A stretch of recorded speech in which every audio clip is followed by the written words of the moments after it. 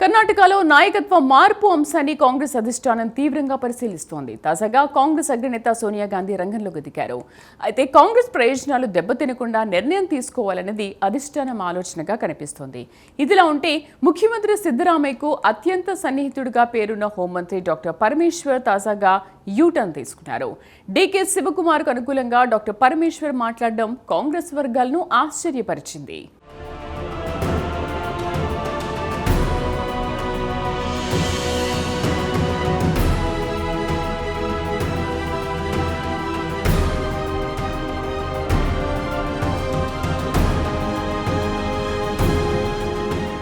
కర్ణాటకలో నాయకత్వ మార్పుకు సంబంధించి జరుగుతున్న పోరు కొనసాగుతోంది. మొన్నటి వరకు బెంగళూరుకే పరిమితమైన ఈ పోరు ప్రస్తుతం ఢిల్లీకి చేరింది. ఇందులో భాగంగా సిద్ధరామయ్య, డీకే శివకుమార్ వర్గాలు ఇటీవలే ఢిల్లీకి చేరుకున్నాయి. అంతేకాదు, గాంధీ కుటుంబం వద్ద లాబింగ్ చేసేందుకు ప్రయత్నిస్తున్నాయి. కాగా డిసెంబర్ 1వ తేదీన పార్లమెంట్ శీతాకాల సమావేశాలు ప్రారంభం కానున్నాయి. అయితే ఈలోపే కర్ణాటక ముఖ్యమంత్రి ఎవరనే విషయంపై కాంగ్రెస్ హైకమాండ్ ఒక నిర్ణయం తీసుకుంటుందన్న వార్తలు గుప్పుమంటున్నాయి.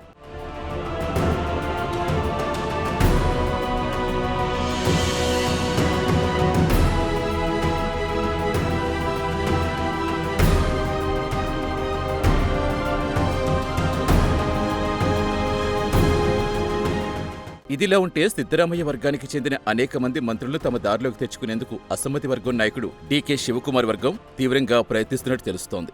దీనికి ఒక ప్రధాన కారణముంది. డీకే శివకుమార్కు ముఖ్యమంత్రి పదవి లభించకుండా అడ్డుకునేందుకు సిద్ధరామయ్య వర్గం వ్యూహాత్మకంగా వ్యవహరిస్తోంది.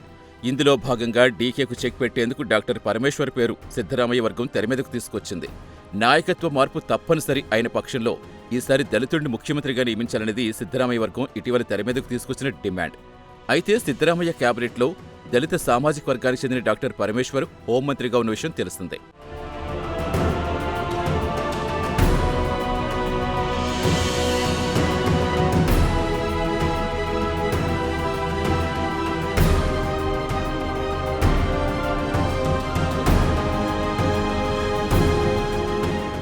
ఇదిలా ఉంటే డాక్టర్ పరమేశ్వర్ తాజాగా ఒక ఆసక్తికర వ్యాఖ్య చేశారు. నాయకత్వ మార్పుకు అధిష్టానం అంగీకరించిన పక్షంలో డీకే శివకుమార్ను ముఖ్యమంత్రి చేసేందుకు తాను పూర్తిగా సహకరిస్తారని పరమేశ్వర్ వెల్లడించారు. కాగా పరమేశ్వర్ చెప్పిన ఈ మాట బెంగళూరు రాజకీయ వర్గాల్లో దుమారం రేపింది. ఎందుకంటే సిద్ధరామయ్యకు అత్యంత సన్నిహితుడైన మంత్రిగా డాక్టర్ పరమేశ్వర్కు పేరుంది. ఈ కారణంతోటే డాక్టర్ పరమేశ్వర్కు సిద్ధరామయ్య హోంశాఖ కేటాయించినట్టుగా బెంగళూరు రాజకీయ వర్గాల కథనం. అలాంటిది డీకే శివకుమార్కు అనుకూలంగా డాక్టర్ పరమేశ్వర్ మాట్లాడడం కర్ణాటక రాజకీయ వర్గాలను ఆశ్చర్యపరుస్తోంది.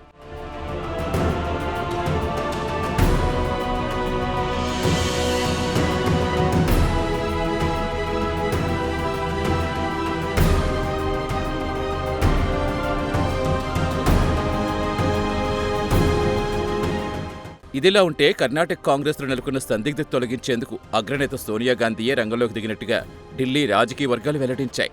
కర్ణాటకలో కాంగ్రెస్ పార్టీ ప్రయోజనాలు దెబ్బతినకుండా నిర్ణయం తీసుకోవాలనేది అధిష్టానం ఆలోచనగా కనిపిస్తోంది. అంతేకాదు, 2028లో కర్ణాటకలో అసెంబ్లీ ఎన్నికలున్నాయి. దీంతో మరోసారి కర్ణాటకలో తమ పార్టీ అధికారంలోకి రావాలనేది కాంగ్రెస్ హైకమాండ్ ఆలోచనగా ఉంది. ఈ నేపథ్యంలో 2028లో కూడా కాంగ్రెస్ పార్టీ ప్రయోజనాలు కాపాడుకునే విధంగా నిర్ణయం తీసుకోవాలనేది హైకమాండ్ ఉద్దేశంగా కనిపిస్తోంది.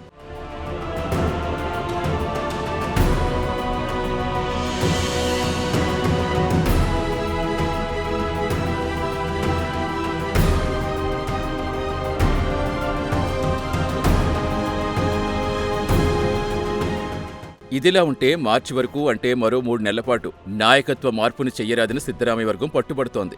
మార్చి వరకు యథాతథ స్థితి కొనసాగించాలని ఆ వర్గం డిమాండ్ చేస్తోంది.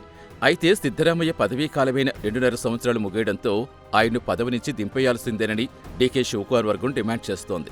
2023 ఎన్నికల ఫలితాల తర్వాత కుదిరిన ఒప్పందం ప్రకారం ముఖ్యమంత్రి పదవిని తమ నాయకుడు డీకే శివకుమార్కు అప్పగించాల్సిందే అని ఆయన వర్గం పట్టుబడుతోంది. ఇదిలా ఉంటే ఇటీవలే బీహార్ ఎన్నికల ఫలితాలు కాంగ్రెస్ పార్టీకి షాక్ ఇచ్చాయి.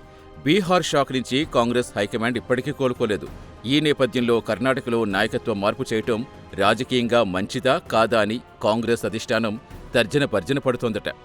ఏది ఏమైనా కర్ణాటక కాంగ్రెస్ పరిణామాలు ఆ పార్టీ హైకమాండ్కు తలనొప్పిగా మారాయి.